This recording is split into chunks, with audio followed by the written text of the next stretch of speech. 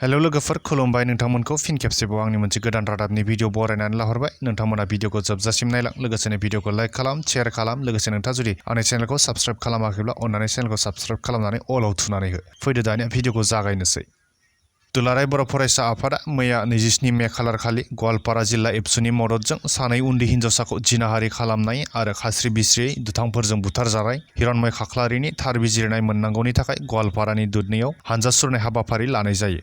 मख'नो गोनांदि थांनाय 3 मे खालार खालि दुधनैयाव सानै उन्दै बर' हिन्जावसाफोरखौ हानजायारि जिनाहारि खालामनाय जाथायखौ लानानै 5 मे खालार खालि जिनाहारि खालामग्रानि नखरजों सावरायनो थांनायावनो दायनिगिरि आरो बिसोरनि नखरासो सिखा रुवा जाथि जं लानानै गाग्लोबनायाव हिरण्मय खाख्लारिया जिउ गोमानो गोनां जायो। बैफोरबादि दुखुनांथाव जाथायखौ लानानैनो दुलाराय बर' फरायसा आफादा जाथाय जानाय उननिफ्रायनो थाद'नाय गैयै सोमावसारबोगासिनो। थिग बेबादियैनो मैया 27 मे खालार खालि रुंसारि हिरण्मय खाख्लारिनि गोथार सारादु सानखौ लोब्बा लाखिनानै दुधनैयाव थार बिजिरनाय मोननांगौनि थाखाय हानजा सुरनाय हाबाफारि लानाय जायो। बे हाबाफारियावनो बर' आरो ट्राइबेलफोरजों लोगोसे आसामावनो जिनाहारि आरो बुथारनाय जाथाया जोबथा जाथारनांगौनि थाखाय जिनाहारि खालामग्रा दुथांफोर फारियै धन आली तालुकदार, बाहार आली आरो रेहमान आली लोगोसे हिरण्मय खाख्लारिखौ बुथारग्रा धन आली तालुकदारनि बिदा शेखबर आली आरो बिब' फारमिना बेगमखौ भारतनि आयेन बादियै फासिनि साजा होथारनांगौ। थाबैनो थार बिजिरनाय मोननांगौनि थाखाय जर'खा नायबिजिरगिरि हानजा दानाय फास्ट ट्रेक कर्टनि आवथायाव लाबोनानै थार बिजिरनाय होनांगौ।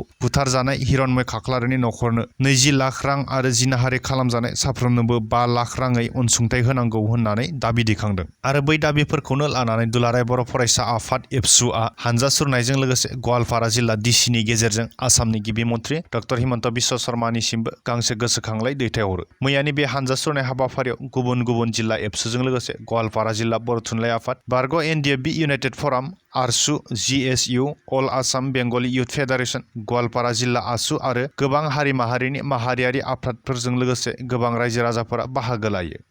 सनितपुराव नंखाय सनानि दिङा हमनो हादों। पुलिस बिफाना बे नंखाय सनानि दिङाखौ सनितपुरनि जामगुरिनिफ्राय बोखांनो हायो। मोनसे स्रोद सुलुंनिफ्राय खौरां मोननानै सनितपुरनि DSP देबाशिसनि दैदेननाय मोनसे पुलिसनि हानजाया जामुगुरिनि आशिक आलम मुंनि सुबुंनि न'आव सिग्रोमनानै बै नंखाय सनानि दिङाखौ बोखांनो हायो। नंखाय सनानि लिरथाया 1 केजि 470 ग्राम होननानै फोरमायदों। बै नंखाय सनाजों लोगोसे 3 सुबुंफोरखौबो पुलिसनि हानजाया हमनाय जायो। हमजानाय सुबुंफोरा जाबाय फारियै बिलाल हुसेन, रशिदुल इस्लाम आरो मतिबुर रहमान। मिथिनाय बादिब्ला हमजानाय सुबुंफोरा नंखाय सनानि दिङाखौ लखिमपुरनि बङालमारानिफ्राय धलाई बिलनि सोरबा सासे सुबुंनो फाननो थाखाय लाबोदोंमोन। हमजानाय 3बो सुबुंखौ पुलिस बिफाना गावसोरनि आवथायाव लांनानै सोंनाय फिननाय खालामगासिनो दं होननानै मिथिनाय जादों।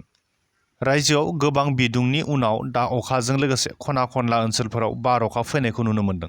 लैथो फारसेनिफ्राय फैनाय रिमाल बारहुंखाया आसामावबो गोहोम खोख्लैनायखौ नुनो मोन्दों। थिग बेबादियैनो दिनै फुंनि समावनो मोनसे गिख्रंथाव जाथाय सोमजियो। फांसे गेदेर दंफाङा गंसे स्कुल बासनि सायाव गुबुनानै गोग्लैसिनो। बे जाथाया धेकियाजुलियाव जादों। धेकियाजुलियाव थानाय सेन्ट उर्सुला सिनियर सेकेन्डारि स्कुलनि गंसे फरायसा लाबोग्रा स्कुल बासआ फरायसाफोरखौ लानानै फरायसालिनि मोखाङाव दोनफैनाय समावनो फांसे गेदेर दंफाङा गुबुनानै गोग्लैसिनो। जाउनाव 14 फरायसालिनि फरायसाफोरा जोखोम जानो गोनां जायो। बै जाथायानो फरायसाफोरनि जोथोन लागिरिफोरनि गेजेराव गिखांनाय सोमजिहोयो। मख'नो गोनांदि जोखोम जानाय फरायसाफोरखौ फाहामथायनि थाखाय देहा फाहामसालिसिम दैथायहरनाय जादों। बेराफारसे गाज्रि बोथोरखौ नोजोर होनानै मरिगाव आरो नगाव जिल्लानि गासैबो फरायसालि फसंथानफोरखौ दिनै बन्द' खालामनाय जादों। गुवाहाटियावबो हलि चाइल्ड, आसाम जातीय बिद्यालय, आनन्द एकाडेमि बायदि फरायसालिफोरखौ बन्द' होनाय जादों आरो मिज'राम रायजोआव गंफ्रोमबो फरायसालिफोरखौ मिज'रामनि सरकारा बन्द' होजोबनाय जादों।